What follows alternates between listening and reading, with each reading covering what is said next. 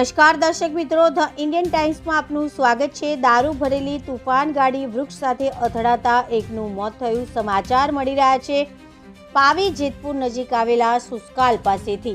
છોટાઉદેપુરના સુસ્કાલથી સિહોદ ગામની વચ્ચે તુફાન ગાડી વૃક્ષ સાથે અથડાઈ અને પલટી ખાઈ ગઈ હતી। પાવી જેતપુરથી બોડેલી તરફ આવતી આ દારૂ ભરેલી તુફાન ગાડી જ્યારે ડ્રાઈવર સાઈડ તરફ વૃક્ષ સાથે અથડાતા પલટી ખાઈ ગઈ હતી, જે ઘટનામાં એક વ્યક્તિનું મોત નીપજ્યું છે।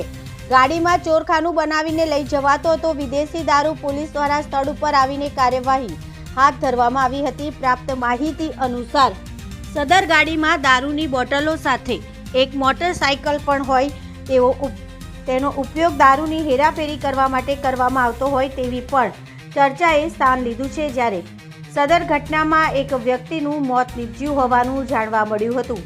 છોટાઉદેપુર જિલ્લાની પોલીસ સક્રિયતાના પગલે ભાગવા જતા દારૂના ખેપિયાએ સ્ટીયરિંગ ઉપરથી કંટ્રોલ ગુમાવ્યો હતો અને વૃક્ષ સાથે ભટકાયો હતો તેવી પણ માહિતી મળી રહી છે। નેશનલ હાઈવે નંબર 56 ઉપર આ ગાડી પેસેન્જર ભરીને જતી હોય, જેમાં ચોરખાનું બનાવી દારૂની હેરાફેરી કરવામાં આવતી હતી। બનેલ ઘટનામાં એક વ્યક્તિનું મોત નીપજ્યું હોવાનું પણ માહિતીમાં બહાર આવ્યું છે, જ્યારે અન્ય મુસાફરોને ઈજાઓ થઈ હોય, જે અંગે તેઓને સારવાર માટે ખસેડવામાં આવ્યા હતા। હાલ પોલીસ દ્વારા તપાસ હાથ ધરવામાં આવી હતી।